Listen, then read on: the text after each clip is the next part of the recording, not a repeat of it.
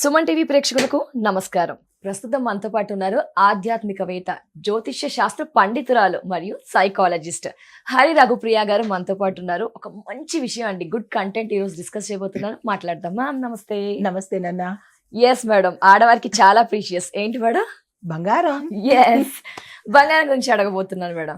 ఇది ఆర్థిక పరంగా ముడిపడి ఉంటుందా లేకపోతే జ్యోతిష్య శాస్త్ర పరంగా ముడిపడి ఉంటుందా? చూసుకుంటే గనక సూర్యుడు, గురుడు, శుక్రుడు ఇవి ఉచ్చ స్థితిలో ఉంటే భారీగా పెరిగిపోవడం, నీచ స్థితిలో ఉంటే పడిపోవడం, ఇలాంటి ఏమైనా లింక్ ముడిపడి ఉండిందంటారా? ఎందుకంటే నేను చిన్న ఉన్నప్పటి నుంచి, మీరు చిన్న ఉన్నప్పటి నుంచి చూస్తున్నారు. ఇప్పటి వరకు హైక్ అవ్వడమే, ఎక్కడ 2000, 200, 300 తగ్గడం మాత్రమే చూస్తున్నా. ఇదంతా ఇంపాక్ట్ దేని ద్వారా జరుగుతుంది? మేము కొనాలి అనుకుంటే సామాన్య, మధ్య తరగతి, రిచ్ పర్సన్స్ ఎప్పుడు కొనుక్కోవచ్చు? దీనికి ఆ లక్ష్మీదేవికి ఏంటి సంబంధం? నమస్తే. ఓం శ్రీ మాత్రే నమః. శ్రీ మహాలక్ష్మీదేవి అయి నమః. అయితే మనం బంగారం గురించి మాట్లాడుకుంటున్నాం కదా. చాలా మంది అనుకుంటుంటారు బంగారం రేట్లు పెరిగిపోతున్నాయని అనేవాళ్ళు అంటున్నారు, కొనేవాళ్ళు కొంటున్నారు. అయితే దీనికి ఈ పెరుగుదలకి తగ్గుదలకి ఈ ఫ్లక్చుయేషన్స్ కి గల కారణాలు మనం ఆర్థిక శాస్త్ర పరంగా, తర్వాత జ్యోతిష్య శాస్త్ర పరంగా, గ్రహాల పరంగా, రాసుల పరంగా కూడా చెప్పొచ్చు. అవునా? రాసులు కూడా ఇందులో ఖచ్చితంగా లింక్ ఉంది, ముడిపడి ఉంటుంది. చాలా, ప్రతి దానికి, మన సామాజికానికి, గ్రహాలకి, ప్రతి దానికి లింక్ ఉంటుంది. ఇప్పుడు వ్యక్తిగత జాతకంలో మనకి ఎలాగైతే గ్రహాలు, రాసులు ఇది పెడుతున్నాదో, లింక్ ఉంటుందో, దేశానికి కూడా అదే పరిస్థితి ఉంటుంది. ప్రతి చిన్నదానికి కూడా, ఈవెన్ ఇనుము అనుకోండి, లోహాలు అనుకోండి, పప్పు దినుసులు అనుకోండి, ప్రతి దానికి కూడా లింక్ అనేది ఉంటుంది.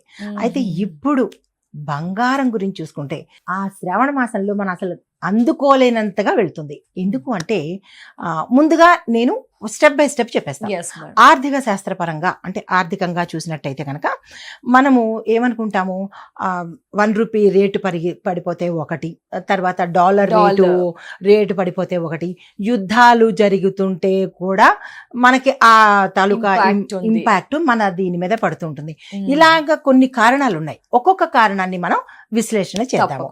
అయితే ఇప్పుడు మనకి ఆగస్టు 12 నుంచి మనకి యుఎస్ డాలరు, అంటే ఇప్పుడు మనం 93 పాయింట్ చిల్లరగా మనకి డాలర్ రేటు పెరిగింది. ఆ పెరగడం వల్ల ఆ ఇంపాక్ట్ మనకి పడుతుంది. రూపాయి రేటు తగ్గిపోతుంటుంది. ఈ ఇంపాక్ట్ ప్రధాన కారణంగా మన ఆర్థిక శాస్త్ర పరంగా చెప్పుకోవచ్చు. అయితే మరి ఆర్థిక కారణాలకి ప్రప్రథమంగా ద్రవ్యోల్బణం అనేది ప్రధాన కారణంగా తీసుకోవాలి. ద్రవ్యోల్బణం అంటే ఏంటంటే ధరలు పెరుగుతూ ఉండడము. ఒక ధర, నూనెలు కానీ, పప్పు దినుసులు కానీ, ఇవి ధరలు, పెట్రోలు మెయిన్ ఇంపాక్ట్ అవి. ఇవి పెరుగుతూ ఉండడము అంటే ఇక్కడ ధరల్లో మనం గ్రహాలను కూడా చెప్పుకున్నాం అనుకున్నాం కదా. ఈ నూనెలు, తర్వాత పెట్రోలు, ఈ ఆయిల్ కి సంబంధించిన వాటన్నిటికీ కారకుడు శని భగవానుడు. బంగారానికి సంబంధించిన, ఆభరణాలకి సంబంధించినటువంటి కారకుడు గురు, శుక్రుడు.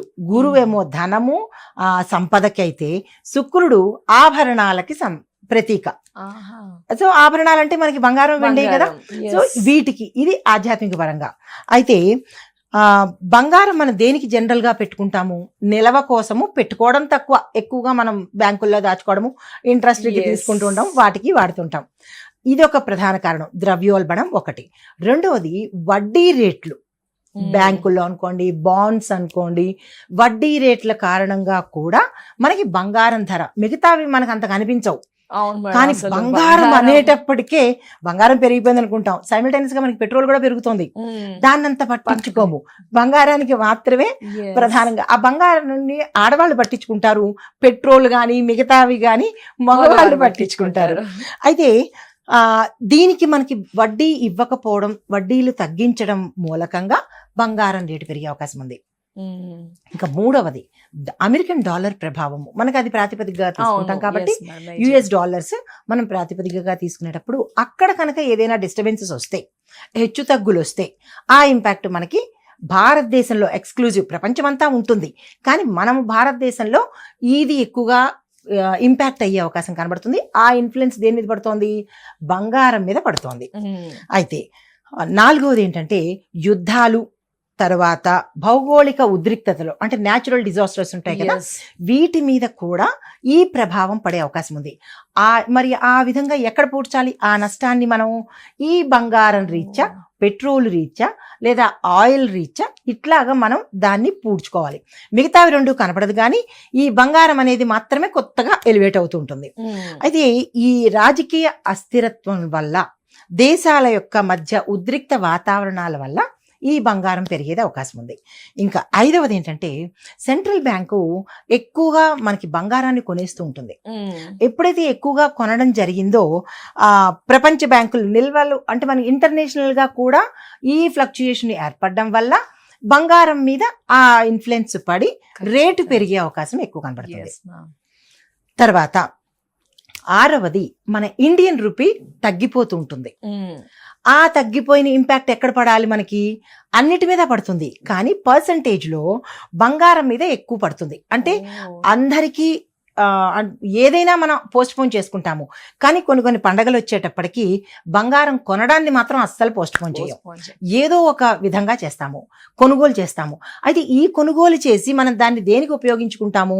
బ్యాంకుల్లో పెట్టుకుని రుణాల ద్వారా మనం దాన్ని తీసుకోవడానికి ఉపయోగపడుతుంది. మిగతా రుణాలు అంత తొందరగా రావు. ఒక ప్రాపర్టీస్ ఉన్నాయనుకోండి, బిల్డింగ్లు కానీ లేదా భూములు కానీ, దాని మీద అంత తక్కువగా తొందరగా కనిపించదు, రాదు. ఈ బంగారం అనేటప్పటికీ మారకాలు ఎక్కువ అవుతుంటాయి, చేతుల నుంచి మారడాలు ఎక్కువ అవుతుంటాయి. కాబట్టి ఈ బంగారానికి ఎక్కువగా ప్రయారిటీ అనేది ఇవ్వడం జరుగుతుంది. తద్వారా రేట్లు పెరిగే అవకాశం ఉంది. అయితే ఇంకొకటి ఏంటంటే, మనకి పెట్టుబడి వ్యవస్థ మీద కూడా ఈ బంగారం రేట్లు పెరగడానికి అవకాశం ఉంటుంది. ఇన్వెస్ట్మెంట్స్ తగ్గిపోతున్నాయి అనుకోండి, మరి అది ఏ రకంగా పూడ్చాలి? మన నిత్య కూర్చొల్లో అంటే ధరలు పెరగడానికి కానీ, లేదా మన తాలూకా ఎన్డీఏ పెరగడానికి కానీ, మరి దేన్ని మనం ప్రాతిపదికగా తీసుకోవాలి? బంగారాన్ని ప్రాతిపదికగా తీసుకోవాలి. ఇది ఒక కారణం అవుతుంది. ఇక మరి ఇవి శాస్త్రపరంగా అంటే ఆర్థిక శాస్త్రపరంగా. మరి ఇంకా రాసుల పరంగా, గ్రహాల పరంగా వెళ్ళినట్టయితే మనకి జ్యోతిష్య ప్రకారంగా, ముండైన్ జ్యోతిష్య శాస్త్ర ప్రకారంగా ప్రత్యేకంగా ఇది ఈ ఫ్లక్చుయేషన్స్ కోసమే ఈ జ్యోతిష్యాన్ని మనం ప్రాతిపదికగా తీసుకుంటాం. అది చెప్తాను. అంటే ఈ జ్యోతిష్య శాస్త్రంలో సూర్యుడు బంగారానికి ప్రతీక. బంగారానికి, రాజయోగానికి, నాయకత్వ లక్షణాలకి, తర్వాత రాజయోగానికి ప్రతీక. అంటే మేడం, సూర్యుడు మంచి యోగం అతిగా ఉంటే కనుక వారికి బంగారం ఎక్కువ వస్తుంది, అట్లనా? ఎలా అంటారు మేడం? అలా అని కాదు, అంటే ఒక్కొక్క లోహానికి ఒక్కొక్క అధిపతి. ఇప్పుడు ఆర్థిక శాఖ మంత్రి, దేవాదాయ శాఖ మంత్రి, అలాగా సూర్యుడు బంగారానికి అధిపతి. ఇచ్చేది మళ్ళా గురుడు, సంపదను ఇచ్చేది గురుడు, కానీ అధిపతి మాత్రం సూర్యుడు. సూర్యుడు అధిపతి, గురుడు. శుక్రుడు ఆభరణాలకి, వెండి కాని బంగారం కాని ఆభరణాలకి అధిపతి, సౌందర్యానికి అధిపతి శుక్రుడు. అంటే మిగతా కూడా ఉన్నది, దాంపత్యానికి అనుకోండి, వివాహానికి అనుకోండి, అది ఎక్స్టర్నల్.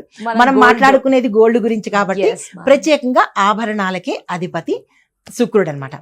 శని భగవానుడు మిగతా లోహాలకి, అంటే ఇనుము, ప్రత్యేకంగా ఇనుము, ఈ ఇనుముకి అధిపతి శని భగవానుడు.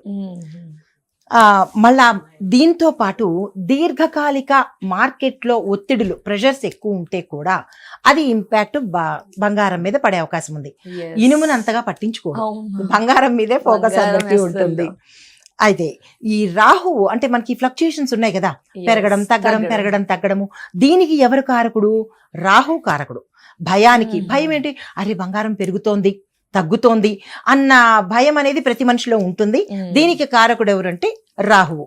అంటే ఇప్పుడు మీకు అర్థమైంది కదా. ఆర్థిక శాస్త్రంతో పాటు గ్రహాలు, రాశులు కూడా. ఇప్పుడు రాశులు ఏమిటనేది చూద్దాము. ఇప్పుడు మనకి శుక్రుడు వృశ్చికంలోను, తులాలోను సంచారం చేస్తుంటాడు కొంత సమయానికి. ఈ సమయం మనకి ఆగస్టు, సెప్టెంబరు, అక్టోబరు, ఈ సమయంలో ఈ గ్రహాల సంచారం జరుగుతున్నప్పుడు మార్కెట్ ధర బంగారం మీద ఎక్కువగా, అంటే మార్కెట్లో బంగారం మీద ఇంపాక్ట్ పడే అవకాశం ఉంటుంది. మీరు గమనించారా లేదు, మనకి శ్రావణ మాసం వచ్చేది కూడా ఇంచుమించు ఇదే మాసాలు కాబట్టి బంగారం మీద ఎక్కువగా ఇంపాక్ట్ పడుతుంది. దాంతో పాటు మరి సూర్యుడు బంగారానికి ఎందుకంత ప్రాధాన్యత ఇస్తున్నాడంటే సూర్యుడు గ్రహము ఎరుపు రంగులో ఉంటుంది, అంటే గోల్డ్ కలర్ లో ఉంటుంది. గోల్డ్. అందుకని సూర్యుడు బంగారానికి అధిపతిగా అయ్యాడు. మరి సూర్యుడు బంగారం మీదే ఎందుకు ఇంత ప్రభావం అంటే ఏ వ్యక్తి అందరూ కొనలేరుగా, మళ్ళా ఎవరు కొనగలరు అంటే ఎవరి జాతకంలో అయితే ఆ సూర్యుడు ఉచ్చ స్థితిలో ఉన్నాడో వారికి బంగారం కొనుక్కోవడానికి స్తోమత ఏర్పడుతుంది. అంత క్రితం వరకు మనం కొనలేకపోవచ్చు, కానీ ఒక నెలలో అంటే మనకి సూర్యుడు స్థితిలో మారడానికి నెల పడుతుంది మనకి. అయితే కిందటి నెల అరే మనం కొనుక్కోలేకపోయాము, ఈ నెల కొనగలుగుతున్నాము అంటే ఆ ఏదో రకంగా వనరులు మనకి సమకూరుతాయి, ఆ రకంగా కొనగలుగుతాము. అంటే అక్కడ సూర్యుడు జాతకరీత్యా ఉచ్చ స్థితిలో ఉంటే బంగారం కొనుక్కోవడానికి అవకాశం ఉంటుంది. తర్వాత ఏ రాశిలో సంచారం చేస్తున్నాడు, నక్షత్రం ఓకే, ఏ రాశిలో ఉన్నాడు అంటే ఆ వ్యక్తి ఏ రాశికి చెందినవాడు. మనకి 27 నక్షత్రాలు ఉంటాయి, 27 నక్షత్రాలు ఒక్కొక్క నక్షత్రంలో 9 పాదాలు ఉంటుంటాయి. ఆ సూర్యుడు ఈ సదరు వ్యక్తి ఏ రాశికి చెందినవాడైతే అతనికి గ్రహచారంలో అంటే అతని యొక్క జాతక కుండలిలో సూర్యుడు ఉచ్చ స్థితిలో ఉంటే తప్పకుండా కొనే తీరుతాడు. అది అప్పు చేయనివ్వండి, ఏదైనా చేయనివ్వండి, బంగారం కొని తీరవలసింది. అది 2 లక్షలు అవనివ్వండి, 10 లక్షలు అవనివ్వండి, కొనే స్తోమత అయితే మాత్రం ఆ వ్యక్తికి వస్తుంది సూర్యుడు వల్ల. ఇంకా గురుడు వల్ల చూసినట్టయితే ధనానికి సహజ కారకుడు గురుడు. సూర్యుడు గురుడు కలిస్తే ఇక చెప్పేదే ఉంది, సంపదలు ఇచ్చేవాడు, కొనడానికి కారకుడు, వీళ్ళిద్దరూ కలిస్తే తప్పనిసరిగా అక్కడ బంగారం కొని తీరవలసిందే. ఓకే. తరువాత మరి గురువు బలంగా ఉన్నాడని ఎలా తెలుస్తుంది మనకి? మనంతా ప్రత్యేకంగా చూసుకోలేం కదా గురువు బలంగా ఉన్నాడా అనేది. అయితే నిన్నటి వరకు మన పరిధిలో 5 పైసలు లేదనుకుందాం. ఆల్ ఆఫ్ సడన్ గా మీకు ఏదో ఒక ఇంట్రెస్ట్ రూపంలో కానీ ఎవరైనా గతంలో తెచ్చి ఇవ్వడం కానీ ఇలాంటివి ఏమైనా చేశారు అంటే మనం కొంచెం అజ్యూమ్ చేసుకోవచ్చు. అంటే జ్యోతిష పండితులు మాలాంటి వాళ్ళకైతే తెలిసిపోతుంది, కానీ సామాన్య ప్రజలకి ఎలా తెలియాలి అంటే ఓహో నా జాతకంలో గురుడు బలంగా ఉన్నాడు కాబట్టి దట్ స్పాన్ ఆఫ్ టైం బంగారం వెళ్తాం, కొనేసుకుని వచ్చేస్తాం. ఈ తృణమో పణమో కేజీలో ఏదో ఒకటి బంగారం అయితే కొనే అవకాశం ఉంటుందన్నమాట. తర్వాత శుక్రుడు బంగారం కొనడం అంటే ఇక్కడ 2 రకాలు చూడాలి మీరు. ఒకటి బిస్కెట్ల లాగా ఉంటాయి, అది బంగారం కొనడమే. లేదు ఆభరణాలు కొనడం, ఏదో ముక్కు పొడకో చెవులకో ఏదో ఒకటి గాజులో మెళ్ళకో ఏదో ఒకటి కొంటాం కదా, దానికి ఎవరు కారకుడు? శుక్రుడు కారకుడు. చాలా మంది అక్కడ దాకా నేను బంగారం వడ్డాణం కొనాలి, లేదా గొలుసు కొనాలి, లేదా చెవుదుద్దులు కొనుక్కోవాలి అనుకుని వెళ్ళి మళ్ళా మనసు మారి ఎందుకు వద్దులే, మళ్ళీ ఫ్లక్చుయేషన్స్ అవుతూ ఉంటాయిగా, ఎవరి పడతాడు, పెరిగితే పర్వాలేదు మనకు సంతోషం, కానీ తగ్గిందనుకో అని ఆలోచన చేసి సరే 24 క్యారెట్స్ బిస్కెట్ తీసేసుకుందాము, అది ఎప్పుడు పెరిగినా ఒకటేగా, అక్కడికి వెళ్ళి మనసు మార్చుకుని ఆభరణం బదులు బిస్కెట్ కొన్నాడు అని అనుకోండి, లేదా బిస్కెట్ కొందామని వెళ్ళి అబ్బే ఎందుకులే ఇప్పుడు శ్రవణ మాసం వస్తుంది కదా అప్పుడు ఆభరణాలు తీసేసుకుందాం అనుకున్నాడు అనుకోండి, ఆ వ్యక్తి జాతకంలో శుక్రుడు బలంగా ఉండాలి. అప్పుడే మనం ఆభరణాలు కొనాలి అన్న థాట్ వస్తుంది. ఇవన్నీ మనం గమనించుకోము, అదేదో మన ప్రజ్ఞ అనుకుంటాం. నేను వెళ్ళి ఇది కొనేసా అది కొనేసా అంటారు. We are just nothing. మనల్ని రూల్ చేసేది ప్లానెట్స్. భయం కానీ సంతోషం కానీ నమ్మినా నమ్మకపోయినా అంతే, ఇది వాస్తవం. ఇది భయం కానీ సంతోషం కానీ బాధ కానీ దుఃఖం కానీ ఏదైనా సరే వీఆర్ రూల్డ్ బై ప్లానెట్స్ అన్నమాట. ప్రతి మూమెంటు మనం వాళ్ళ ఆధీనంలో ఉన్నాం. అయితే ఇప్పుడు సూర్యుడు గురుడు శుక్రుడు అయ్యారు. తర్వాత ఇవి మనకి ఈ 4 గ్రహాలు ఆ వ్యక్తి జాతకంలో ఏదో ఒక స్థానం, అంటే మనకి 12 స్థానాలు ఉంటాయి, ఏదో ఒక స్థానంలో అంటే లాభస్థానంలో ఉంటే కనుక అది కూడా శుక్రుడు వృషభ తుల ఈ 2 రాసుల్లో సంచారం చేస్తూ ఉంటే తప్పనిసరిగా ఆ వ్యక్తి బంగారం కొనవలసిందే. Doubt at all. వృషభం కానీ తులా కానీ శుక్రుడు సంచారం చేస్తూ ఉంటే తప్పకుండా వాళ్ళు ఎలాగైనా సరే బంగారం రాశుల వాళ్ళు ప్రత్యేకంగా తప్పనిసరిగా కొని తీరుతారు, ఎలాగైనా వస్తుంది. అలాంటి ఇక్కడ ఒక సందేహం రావచ్చు, ఒక కొంటి ప్రశ్న కూడా రావచ్చు, మరి కింద బడుగు వర్గాల వాళ్ళకి వాళ్ళు ఏం కొంటారు అని అంటే కనుక లక్షల్లో ఉంది కదా అంటే ఇందాక నేను చెప్పినట్టు కేజీలు ముద్దలు కొనుక్కోవాల్సిన పని లేదు. ఏమో ఆ కూలీలు మోసేవాడో లేదా ఇటుకలు మోసే అబ్బాయో ఎంతో కొంత కొనడానికి అవకాశం ఉంటుంది కదా. Yes. చిన్న మెత్తు కొన్నా బంగారం కొనడమే కదా. పెళ్ళుంటే ఖచ్చితంగా కొనాల్సిందే. తప్పనిసరిగా అలా అయినా కొనాలి. కలిసి వస్తుంది. అదన్నమాట. మేడం ఇదేమైనా తెలుస్తుందా? ఈ మంత్ పెరుగుతుంది, ఈ మంత్ తగ్గుతుంది, ఎక్కడైనా శాస్త్రంలో గానీ జ్యోతిష శాస్త్రపరంగా, ఆర్థిక శాస్త్రపరంగా మీకు అవగాహన ఉంటుంది కదా, ఏంటి మేడం? తప్పకుండా మనకి ముండేన్ ఆస్ట్రాలజీ ప్రకారము గ్రహాల గణన చేసేటప్పుడే శాస్త్రజ్ఞులు ఏ ఇయర్కి ఆ ఇయర్ చేస్తూ ఉంటారు.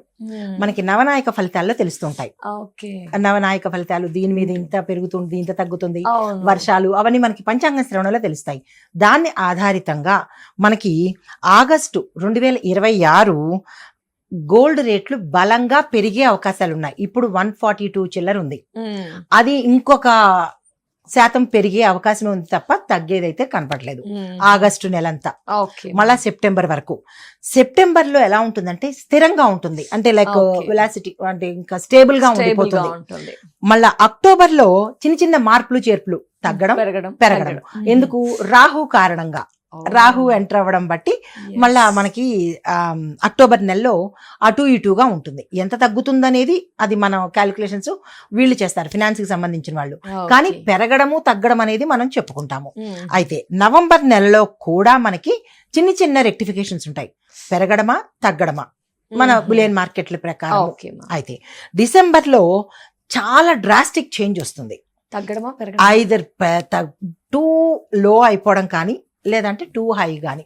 సో డిసెంబర్ కి నేను డబ్బులు రెడీ చేసి డిసెంబర్ లో Yes, అది ma'am. ఎలా కొనుక్కోవాలి కూడా నేను రెమెడీస్ చెప్పేస్తా. అయితే మళ్ళా 27 జనవరి నుంచి మార్చి, జనవరి ఫిబ్రవరి మార్చి మార్చ్. ఈ 3 నెలల్లో మొదటి నెల మధ్య అంటే జనవరి మొదటి నుంచి ఫిబ్రవరి సగం వరకు తగ్గే అవకాశాలు ఉంటాయి. ఫిబ్రవరి సెకండ్ 2 వీక్స్ నుంచి మార్చి వరకు పెరిగే అవకాశాలు ఉంటాయి. Okay ma'am. అంటే ఈ 3 నెలల్లో 1.5 మంత్ తగ్గడము, 1.5 మంత్ పెరిగే అవకాశాలు ఉంటాయి.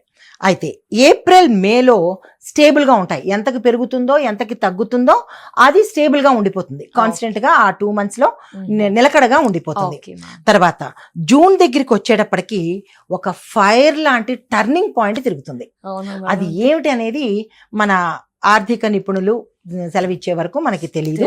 కాకపోతే అది చాలా సెన్సేషనల్ గా ఉండే అవకాశం ఉంటుంది. అందరిలోనూ ఒక చర్చ అయ్యే అవకాశం కనబడుతుంది బంగారానికి సంబంధించి. అయితే జూలై టు సెప్టెంబర్ వరకు ఎలా ఉంటుంది అంటే మళ్ళా స్టేబుల్ గా ఉంటుంది. అది అంటే సద్దుమణుగుతూ వచ్చి స్టాండర్డ్ గా ఉండిపోతుంది. ఏదైనా పెరగడం కానీ తగ్గడం కానీ స్టాండర్డ్ గా ఉండిపోతుంది. తర్వాత అక్టోబరు డిసెంబరు మళ్ళీ నెక్స్ట్ ఇయర్, ఈ అక్టోబర్ కాదు, 27 అక్టోబరు నుంచి అక్టోబర్ నవంబర్ డిసెంబర్ ఈ 3 నెలలు మన యొక్క పరిస్థితులను బట్టి పెరగడమా తగ్గడమా, అంటే దేశ కాలమాన పరిస్థితులు ఉంటాయి కదా, ఆర్థిక పరిస్థితిని బట్టి పెరగడమా తగ్గడమా, ఇవన్నీ ఇంటర్లింక్డ్ విత్ బ్యాంక్స్, బాండ్స్, యుద్ధాలు, ఇవన్నీ ఆర్థిక పరంగా. ఆస్ట్రాలజీ పరంగా చూసినట్టయితే గ్రహాలు మళ్ళీ మారుతుంటాయి. మళ్ళీ మనకి నెక్స్ట్ ఇయర్ వచ్చేటప్పటికి గ్రహాలు మారుతుంటాయి. అప్పుడు నవనాయక ఫలితాల్లో చూసుకున్నట్టయితే లోహాల మీద ఎవరు ఆధిపత్యం తీసుకున్నారు దాన్ని బట్టి మనం చెప్పగలుగుతాం. ఎస్ మేడం, ఇదంతా ఒక టాపిక్ అయితే మాకు మా ప్రేక్షకులకు కావాల్సింది బంగారం. మేము చాలా రాసుల వారు కొనాలి అనుకుంటాం, కొనాలి అన్నా లేకపోతే కొంతమంది దగ్గర ఉంటుంది బట్ ఎప్పుడు బ్యాంక్ లోనే ఉంటుంది, లోన్లకు పెడతాం స్టడీస్ కోసం, లేదు మాకు తిరిగి రావాలి అనుకుంటాం, లేదు ఉన్నదాన్ని స్థిరంగా వారసుల దాకా అందించాలని కొంతమంది. వీరికి ఏమైనా రెమెడీ చెప్తారమ్మా? తప్పకుండా రెమెడీస్ ఉన్నాయి నాన్న.